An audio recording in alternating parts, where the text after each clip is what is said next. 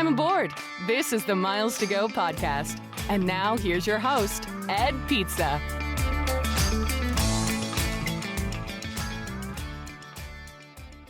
Hey guys, welcome back to the Miles to Go podcast. Fresh off of 2 days of dumpster fire flight delays, I am back at home. And just for a little feel good, Richard, I decided to wear the vintage American Airlines logo of a time when the airlines actually cared just a bit more about the passengers. Still struggling with all my background stuff with some construction going on at the house. So we have the lovely Las Vegas airport in the background today with two carriers that folks may not have heard of. Viva Aerobus in the forefront, but the reason why I chose this picture was Condor in the background because it reminds me that I am going to be in Europe when this episode drops, thanks to you, Mr. Kerr, and that wonderful Built Rewards transfer bonus to Air France. There's like a little sliver of Condor back there, and you're like, that's why I picked the Viva Aerobus after just talking about a time when the airlines cared about passengers, and you highlight Viva Aerobus, but then you're like, no, it's the Condor sliver. It's a pretty cool. It's a pretty cool looking plane, though. It's like the little like birthday wrapping paper plane sort of thing going on there. Yeah, I'm a fan of those, although I don't actually. The new Condor planes have a decent business class product. The old ones had the 222, which we've talked about.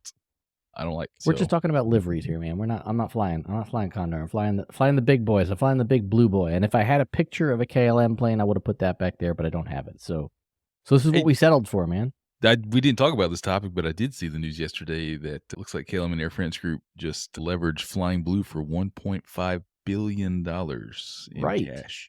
Yeah. So another example of the airlines realizing just how lucrative these loyalty programs are compared to the planes that fly people around. Yeah, no, and I mean, we've seen that with the U.S. programs, most specifically Chase and American Express bailing out airlines during various catastrophes in the U.S. over the past couple decades. So Air France and KLM taking a page out of that book to monetize the program in a much bigger way. We're going to talk a little bit about the disaster that was the last 2 days for me on the road. But for folks who are just tuning in, you can email us at pizzainmotion.com. You can also text us or leave us a voicemail at 571-293-6659. And boy, were you guys busy this week. I got easily a dozen, but probably 15 or 20 questions from folks. So trying to keep up. I promise I'll get the answers out to everyone. We've got a question coming up that we're going to talk about on the show. For social media, you can find him on all the platforms, regardless of what they have been newly named. And I don't think there have been any name changes to any social media platforms in the past 7 days, but he is at Kerr Points on any of those ones that exist. Yeah, I'm about to delete Threads. I've looked at it a couple times, haven't clicked on it, but I think I'm just going to delete it right off the phone. Yeah, I'm pretty close to that myself. I am at Pizza in Motion in all of those same places. And if you want to support the show, you can check out the links in the show notes for our Slack community. I actually have a happy hour scheduled this evening to catch up with everyone in case I don't pass out between now and then from lack of sleep, which we'll get to shortly. But for a nominal monthly or annual fee, you can join the community, have your questions answered, win fabulous cash and prizes, and I even have a pretty cool giveaway coming up that I think folks will be interested in. More on that shortly as soon as I dot the I's and cross the T's. Am I eligible for the giveaway? Yes, but you already turned it down. So more on that. Really? More on that when the giveaway What's is actually his name? Check, please.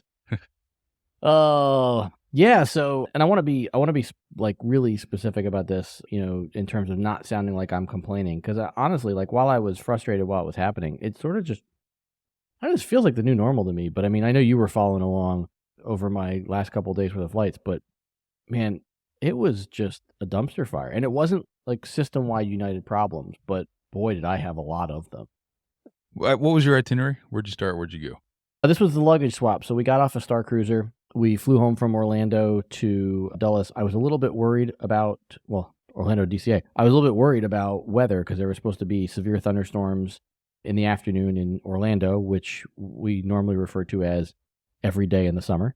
And so I found an earlier flight on American that flew to DCA, and it was relatively cheap for American one-way flights in terms of mileage. So I booked that, did the luggage swap at Dulles, and then I was going to Kansas City. And I was supposed to come back to Kansas City the following night, which would have been the last night from when we're recording this. We're recording early. And it went poorly, Richard. What kicked it off? Give us the 30-second recap of Dulles to Kansas City, and then somehow you're in Chicago. I don't know what you were doing. Dulles to Kansas City, yeah. Dulles to Kansas City was 4 hours of rolling delays, a lot of misinformation. The Global Services desk at Dulles did back me up with a flight out of National, but they were vehement that despite the fact that our inbound aircraft was delayed, that the crew wasn't going to time out and there were no issues, and so I should just stay where I was. We'll back you up, but you're not going to need it. And they even sent us to the gate at one point. Another time, the United's new software sent us to the gate as well. And both times we didn't have a captain. So it was like, okay, nope, false alarm, go back to what you were doing. So, the whole time they knew they didn't have a captain because clearly there wasn't one. And the one of the other members of the flight crew actually got up at one point and he said, look, like we're looking for a captain right now. The rest of us aren't going to time out tonight, but we don't have a captain who hasn't timed out. And he was the first guy to be honest with us. And that was at like 9 o'clock, I guess. Flight ended up taking off at like 10:30, 10:45 after they cycled through another captain who timed out and blah, blah, blah. But it was just a whole mess of misinformation and just generally not helpful people.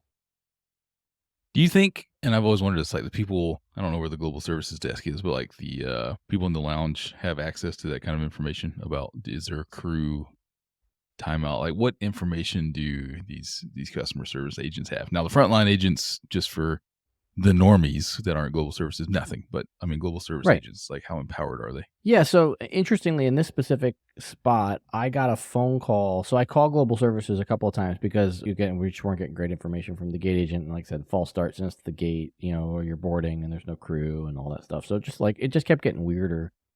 So I called Global Service. I'm like, look, is there anybody? And again, you know me, I haven't been Global Services for very long. So I didn't know what sort of information they had. So I just called and said, hey, is there any information you can give me on what's going on? And so the agent said, well, here's what we know. Your captain's coming from New York on such and such a flight number. That flight's scheduled to take off at 8 o'clock. Call us back after 8.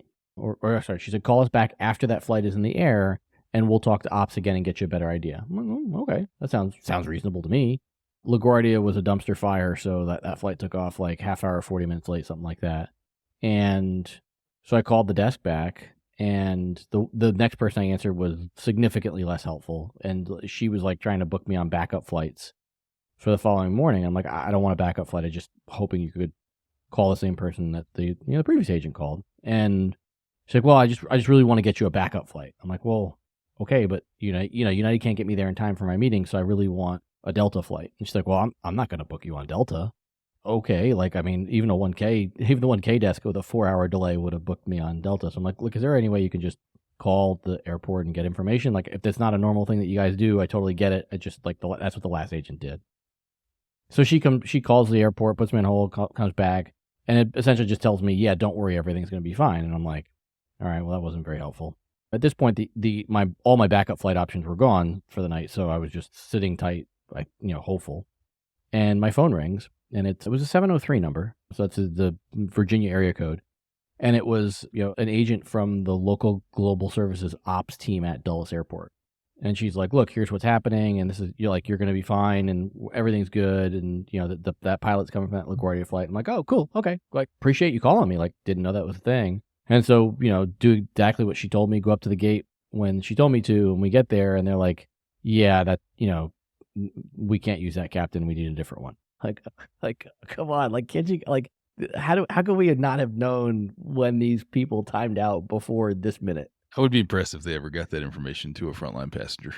I just always figured it's a dumpster fire, and having hung out with the Delta pilots here in the neighborhood, like every time we're riding bikes or we're at the playground or we're like camping, their phones constantly ring. Like there's just not enough pilots. And they're like, yeah, I'm not doing that trip. I'm like, so I always ask them, like, is that flight that you just got, that trip you just got called for, when does that leave? And like, sometimes they'll be like, this is a Cat 4. So that means like the plane's literally sitting at the airport right now. And like, I would have to drive home, put my uniform on and drive to the airport. And I just give them an arrival time so they know how long to delay the flight. I'm like, okay, good to know that. Yeah. Good to know that if they're like, yeah, we're looking for crew, that means they could literally still be out on the golf course.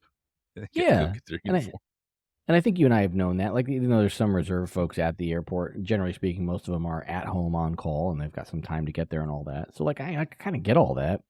And to your point, I don't expect them to tell me how much, service time an employee has left on a given day, but I expect them to know it and to know that, like, okay, well, if this LaGuardia flight doesn't take off by, So like in terms of like the math, what I assume happened was because the LaGuardia flight took off 45 minutes late, even though it landed on time, to be clear, it landed like 10 minutes early.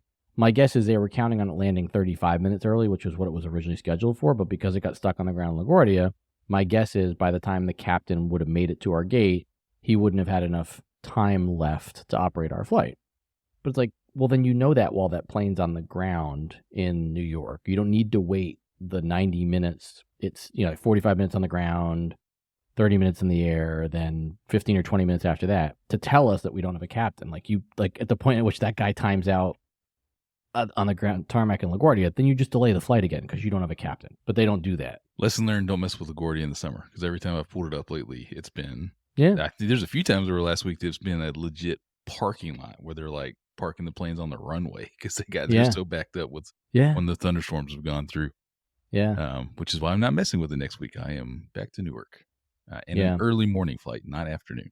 Yeah, and so short version of return flight, it was Kansas City to Chicago, Chicago to Dulles, and this was a flight that ultimately would land at like midnight here. My plane for Kansas City to Chicago was in Chicago and delayed again because of a mechanical issue. And it became very clear I was going to misconnect. So they put a couple backup flights in my record, which the Global Services Desk is very good at, and I appreciate it. And then it was like, all right, well, now that our plane out of Chicago to come get us in Kansas City was at that point almost 3 hours delayed. And it's now, like 7 o'clock at night. And I'm starting to get worried that, well, at some point they just won't fly this because they won't have enough crew available or they won't have enough crew hours. So I'm like, I just need to get to Chicago because I need to get home. And so at least if I'm in Chicago tonight, I can take the morning flight and be home in the morning. And so I called the desk and I'm like, look, there's a Southwest flight here. I can fly to Midway tonight. I can crash at O'Hare and then I can take the morning flight. But I'm worried that if I don't fly this first segment, it's going to cancel everything else you guys have holding for me, which I think like when you cancel the first segment of an itinerary, generally everything goes bonkers at that point. And the Global Services agent is like, no, won't be a problem at all. Like none of that stuff will cancel. I'll make sure it's all fine for you. I'm like, are you sure? She's like, yep, nope, you'll be fine. And I was like, okay, and since I'm not gonna get a lot of sleep tonight, can you just what's the upgrade to pay to get to first class? And she's like, well, first class is full. This is for like the Chicago Dulles flight. I'm like, all right, okay, whatever. So I get on the plane and I'm like, that's weird because when I looked earlier on standby, it showed that first and economy were both available. So as I get on the Southwest flight, door closes, we're taxiing away, and I can see there are first class seats available on the Chicago Dulles flight. So I'm like, all right, well, that's weird. I'll just deal with it when I land. And of course, the final part of the story. I land and all of my flights are gone because the United flight finally did take off at like 10 o'clock at night and every record canceled. Yeah. I'm surprised they put you on the Southwest. I didn't think they even had interlines with Southwest. Like Southwest. Oh, they didn't. No, they didn't. I bought the ticket and just I think the first person I ever heard this from, I think, was Gary Leff. And it's like when you have flight delays, you treat it like the zombie apocalypse. You keep moving or you die. Yeah. And so I just kept moving. So it got me closer. There was another delay in Chicago last night, so I almost actually made the connecting flight because they delayed it 45 minutes for, wait for it, crew issues. So I missed it by about 15, 20 minutes. But yeah, it was just, it was a dumpster fire of stuff. And I think, there were a handful of people that popped up on Twitter this morning when I started talking about it. And I think it's interesting because there were a handful of Global Services customers who have said, like, hey, Global Services has gotten worse over the past couple of years. And I also think it's interesting when I've called a bunch of times, I've heard consistently from some of the Global Services agents that there are a lot of new Global Services agents, which tells me that the program likely grew at some point in the last couple of years, and they're having trouble, delivering what was that special level of service that they used to deliver. Not too dissimilar from what we're hearing out of the Marriott ambassadors. Right. Over there. Yeah. Yeah. So my final question here is, all right, you got delayed to Kansas City, you got a dumpster fire getting back from Kansas City. I imagine they restored your ticket somehow. How many miles are you going to get out of this? It's a good question. I'm guessing I'm not going to get many because I'm likely going to push them pretty hard to cover at least the hotel in Chicago since this was a mechanical delay. But I didn't get the hotel from them. So as you know, that's likely going to be a challenge. I don't think they're going to cover the Southwest ticket. They may not. So my gut is that, I'll probably push on the, look guys, I had 6 hours of delays and misconnect over the course of 24 hours. The least you could do is cover a hotel room. But I didn't get the hotel room through them because, as you know, I didn't want to wait until I arrive at O'Hare at, whatever, 10 or 11 o'clock at night, and then stand in line to get a voucher to go to a hotel that's off the airport, and I lose even more sleep. I just booked the hotel. Stand in line there. Yeah, I just booked the hotel I wanted. It's, let's turn the question around. Based on what happened, what do you think the compensation should be? I only have one data point, which was when I waited almost an hour for a gate in Atlanta that gave me 10,000 miles. So I would expect you to get around between 30 and 50,000. Yeah, and this is going to sound weird. Maybe this is just me getting old. I'm like almost not even interested in the fight for the miles. I just, needed my travel to go the way it needed to go, and it didn't. And now it's like I just, I'm maybe it's just because I'm salty over the last 24 hours. But I'm like seriously thinking about, all right, well, I guess I'm going back to, once I lose global services, I'm going back to connecting traffic on Delta, and I'll do my nonstops on United. Our buddy Howie keeps telling us, like, when are you guys going to fly Delta? When you guys go back to Delta? Yeah. Because now I'm stuck. I will officially complete my challenge. By the time you listen to this, ladies and gentlemen, drum roll, big gasp, I will be a 1K member until January 2025. Well, now hold on. Yeah. By the time this episode drops, you'll be scheduled to be a 1K. Now, if anything over the last 24 hours has taught us, it's that these things don't happen the way they're supposed to sometimes. I got 2 days of buffer. To get from Atlanta to New York. I think United will give United 2 days to do that. They can pull it off. Yeah, not unless you fly somebody else because they can't get you there like I did. After that expensive economy ticket, I'm like 112 PQP short of finishing my challenge. So I'll finish that up on a Monday, 2 days before you're listening to this. And then I'm a 1K until 2025. So that's when Howie's like, all right, you guys are definitely going to start flying Delta anytime now. And I'm like, I don't know, man. And then if that Atlanta LaGuardia flight comes back, it's going to be a long time until I see Delta. Yeah. I mean, look, before I was a United Global, I was flying any nonstop that was the most convenient, which most of the time was United, and then I was flying my connecting flights on Delta. So barring something changing, I suspect that's what I'll go back to as my formula. And I don't want like just the last 36 hours to inform that, but I've had my bumps and bruises with the Global Services desk. We're halfway through the year. Maybe the second half is better, but the first half of the year hasn't been like screaming good of like holy cow. And I think when the dust settled, the one thing I was counting on with Global Services most of all, like getting upgrades is good and, all that stuff. But it's when things go haywire that they'll get you there. And, the resounding answer over the past 36 hours was we can't get you there. It wasn't, it wasn't helpful in the 36-hour period where it really needed to be helpful. And none of it was weather induced. I think that's the kicker for me. None of it. Yeah. No, it was all mechanical. And then it was finding backup crew and all that stuff. So, are you ready for the professional podcaster transition? I've followed your lead. Are you ready? This is going to be impressive. Can it really be a professional podcast transition when you ask if I'm ready for it? Yeah, I just need to prepare everybody. If you're going to be flying Delta, that good for you and good for me means a lot more time connecting through Atlanta, where there will now be a new luxury terminal that the rich and famous or people who have lots of credit card debt can use. As the new PS at Atlanta, the new PS at Atlanta terminal opens September 6th. Have you done the PS terminal in LAX?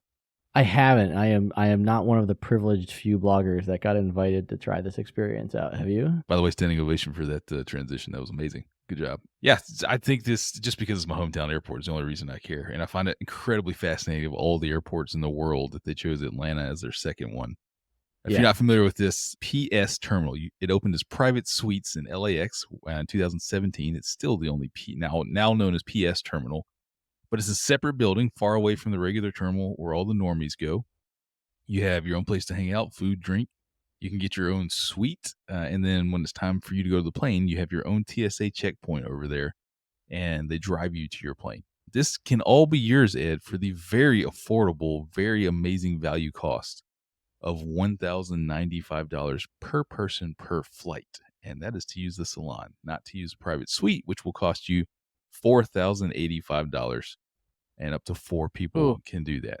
Now, if you pay the annual membership of $4,850, you have the privilege of then only paying $750 per person per flight. Oh, So that's nice. So I only a need lot to of use it value to like be had 10 here. times to I pay know that off. exactly where this is going to be. This is over by the Atlanta Marriott, the Marriott that overlooks the runway. I've stayed out with my kids Yep. a few times. The Mhm. FBO and Signature Flight Services are down there. It's where all the charters leave from.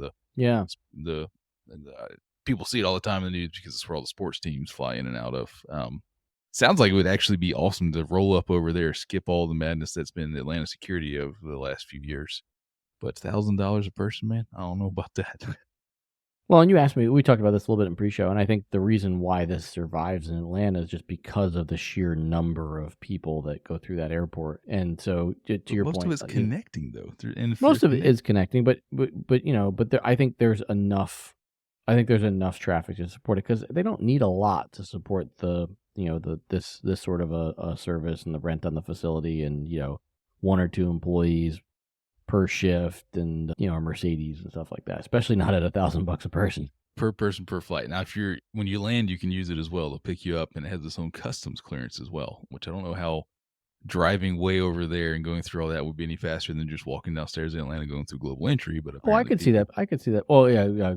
I guess global entry, but yeah, I could see that being a lot more comfortable customs experience. And for people who are rich and celebrity, they don't want to clear customs with everyone else because they're going to get mobbed by people. There's been a lot of local press around this week from the Atlanta Journal and local bloggers and people. Everybody keeps referencing this massive Atlanta film industry that's going to support this with all the rich and famous that come through here. And I'm like, number one, they're all on strike right now. Like there's people in my neighborhood. So there's tons of filming that goes on around the city I live in. The Walking Dead was filmed 10 minutes from my house, and there's huge studios and everything.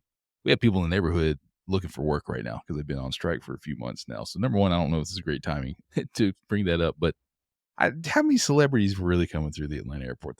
I don't know, man. I think it was just a silly thing that the local media here latched onto. But if you want to get $1,000 in debt, if you got a minimum spend to meet on your 18th business platinum card, you just knock yourself out and you walk right over there on September 6th to PS at ATL. Have fun. I don't think the people using this are going to be going into debt to pay for it. Just saying. There's a lot of pretenders in Atlanta. That's the other thing people make fun of. Atlanta people make fun of ourselves because of how many people will try and keep up the appearances here in the South. It's pretty funny.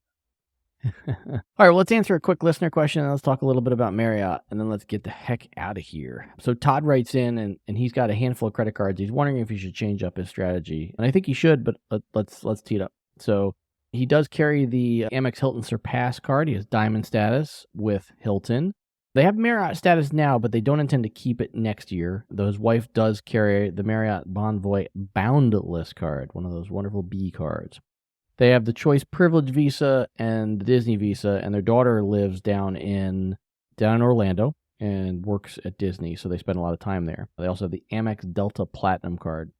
And so with all that said, he's sort of wondering what his strategy should be going forward. He's been looking at the Amex Gold card to potentially add to the wallet. A lot going on here with the number of cards. I think him dropping Marriott status and the fact that they're traveling back and forth to Orlando quite a bit, probably does lead us to recommending some changes here. I'm curious what your opinions are.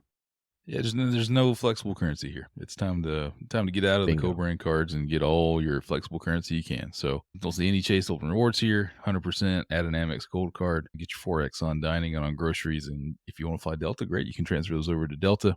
But it is time to get out of the co-brand space and time to get that flexible currency. I don't care which one you do. Just pick one and go for it. Yeah, and I'm in the same boat as you. We've been joking with our buddy Howie about the fact that he still has choice privileges points from like a million years ago that he hasn't used, and so I don't see a whole lot of value in that card. He's specifically using those points for Disney gift cards, which I don't even remember what the ratio is for that, and I don't even remember. Can you still get the choice privileges credit card? I thought it died. They just redid it. There's two brand new. One with there's like a premium choice privileges card now.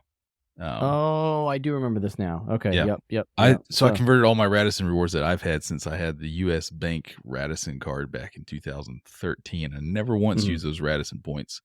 So I've got 80,000 choice points now, and I have absolutely no idea what I'm going to do with those. Right. But continue to hold them for another 10 years. Yeah, so I mean, for to Richard's point, I think the one thing I wasn't sure of, from reading through his note, and I might have missed it, was just where they're flying from. So I'm gonna assume they're flying from Detroit's a Delta what he's hub. got. Yep. Oh, did he say Detroit? He did say Detroit. Yeah. So if he's flying from a Delta hub, then I definitely think the some sort of transferable currency that gives him the ability to transfer Delta makes sense. So that's likely an Amex Gold card without knowing what his spending habits are. I think most people would benefit from that card. I carry that card. I like that card. I could also potentially see, depending how many times he's visiting his daughter, that holding an Amex Delta card could continue to still be valuable for some of the flight benefits. I'd have to think about that, just because I don't know that he's going to get the value out of, say, the reserve card. It's I don't know. I mean, like do I really get the value out of my reserve card right now without flying them enough? It's tough. I mean, at least he's got airports in Detroit where he's got a lounge, but what is Delta reserve card? 600 now? I don't know. I didn't know you still why do you have that card? You're not flying Delta anymore. I guess unless you're going to do spin for getting status on. That's what I did. Yeah. I was spending on it this year to get one more year, to be able to have Diamond in 2025, because I've got enough to roll over for 2024. So I was going to keep it one more year. That was sort of my plan. But yeah, I could see him keeping a Delta card, but I think his spending should, like, even if he keeps the card, it would be because I think that the goal for the card would be to use it for the benefits, not for the spending. That would be my personal opinion. And for that, maybe the Platinum is enough. But to your point, Amex Gold seems to be a really good fit here. You mentioned Chase. Given his travel patterns, I'm not sure Chase fits him if he's going to be doing the Hilton thing. Like, he's never going to use the Marriott transfer opportunity. Not that many folks should, but I think I'd probably stick with Amex membership rewards here based on the current landscape. Get that flexible currency and go. You can win no matter which one you get. Yeah, I looked up $550 for the Delta reserve card. So I don't think he's going to get that kind of a value out of it. The Platinum card, I mean, the Delta Platinum card, to be clear, like, again, I don't think he'd be a good candidate for the Amex Platinum card, but Delta Platinum card is $250. It gets 3x on hotels, which is okay, but you got the potential for the companion certificate there. You got status boost. You got first check bag free. Like, you've got some things that I think he could earn that $250 back on.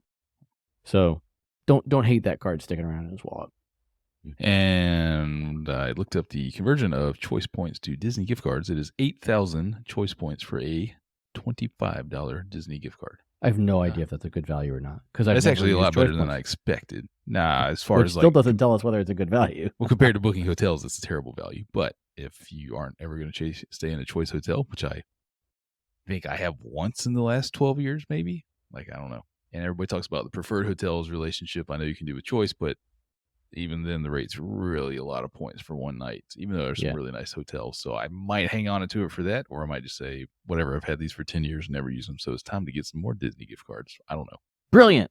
Ooh, there was that podcast transition. You like that?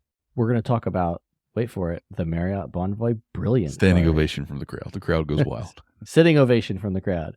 So there's a couple of new offers out. We'll link to these in the show notes, and I'm curious if any of these in a vacuum would be enough to entice you. So let's start with the best of the offers, because if that one doesn't entice you, the other ones aren't going to.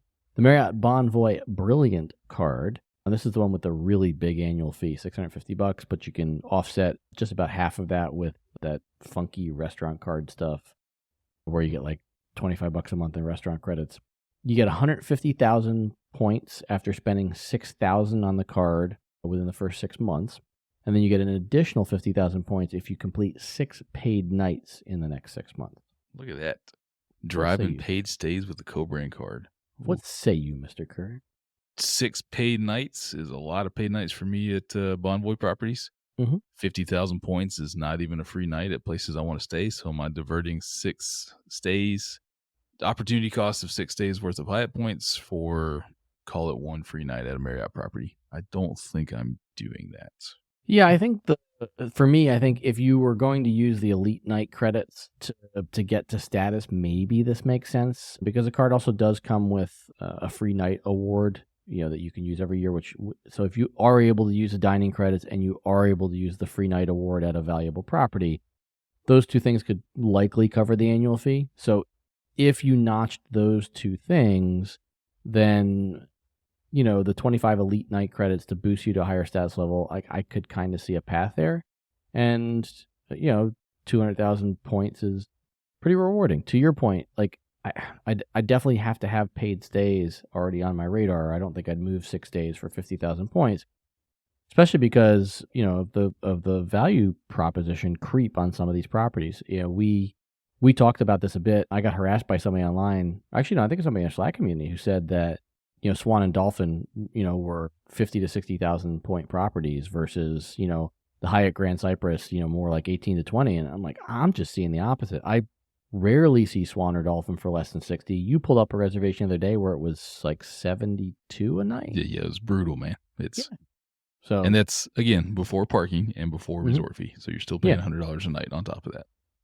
Right. So we're typically seeing the Swan Dolphin for the call it the 60 to 70,000 point range. So that 50,000 points doesn't get you a free night there anymore. And so I think that the value prop there is not great, but if you were trying to shoot for status, I think there's potentially a path. The other offer to consider here is the Bevy card, another horrible name for a credit card. But this offer is 125,000 points for 5,000 in spending with the same tack on of 50,000 points for 6 paid nights. The difference here is that you've got a much lower annual fee on the card, $250, and you still get the free night award, but you have to spend $15,000 on the card to get it. Which, I mean, how do you have a $250 annual fee card that doesn't get a free night? I don't understand that. Yeah, and you guys spend $1,000 a month to get that free night, essentially. Yeah, and the free night on the 650 card is 85,000 points per night with no spend, and then this is a 50,000 point free night with 15K spend. I think it's the same question we all had when this $250 annual fee card came out. I don't know what demographic or market they're going after here. I think there's a lot of swings and misses on it unless people just cannot stomach a $650 annual fee card, which I 100% am empathetic to. So I just don't know. I literally am looking at my Bonvoy business card that I have right here in my hand. I think even it has a free night that's $35K, and this annual fee is like $95 with no spend requirement. I think so. I love that you think. You hold the card and you're like, I don't really. Yeah, I can't none of us can keep up with these different. I still have no idea all the names of the Marriott cards. They all I don't know. They all blend together. Yeah, I can't keep up with it. I just had to look up that the Boundless card is the $95 annual fee card because I didn't remember that. I'm gonna look up here. The Marriott fans are screaming in their radios right now. You guys don't I can't. Sorry. When I worked at the Points Guy, I had a huge chart up that I had to bookmark it so I could constantly pull it up and understand what it is. No, I do not get a free night. Actually, yeah, I do get one free night award every year after your card renewal month. So perfect. And if you spend $60,000 on the card in a year, you get another one. So the annual fee on this card is $125. So for $125 a year, I get a free night with no spend, or you can pay $250 and have to spend $15K to get a free night. So the choice is yours. Yes, it is. Well, I think we leave it there on the Marriott offers. I think, they fit a certain group of people, but probably not everyone. It's certainly not the sort of thing that I would be moving paid stays over. But if you are, and I think we talked about this when we addressed our feelings on the Marriott program recently, if you're someone who patronizes the Marriott program on a regular basis, then the extra 6 paid nights probably isn't a big deal for you. And the 50,000 points is a decent bonus for those 6 paid nights. Having to move those 6 paid nights and sacrifice something else, we don't think it's worth it. So yeah, here's where again we have several Disney trips coming up, and if you listen to the show, I call my Marriott points my Swan and Dolphin points because that's where they go. And we just redeemed a free night certificate for one night at the Swan 2 weeks ago on a trip because we got in that night and needed somewhere to stay. But man, when I'm looking at these upcoming trips, I'm like, I have like 250,000 Marriott points now because I've drained them on previous Swan reserve stays. I'm like, that's one trip. That's one Disney trip. And it's going to cost me $100 a night on top of all these points. So I'm going to be at Hyatt Globalist again after this week in New York. And I'm like, I'm only, because of credit card bonuses, I'm like 10 nights short of getting platinum status with Marriott. Like, do I stay 10 nights to get platinum status so at least we get breakfast on the upcoming Disney trips? Perhaps a better 10 potential at an upgrade, but not really at the Swan and Dolphin.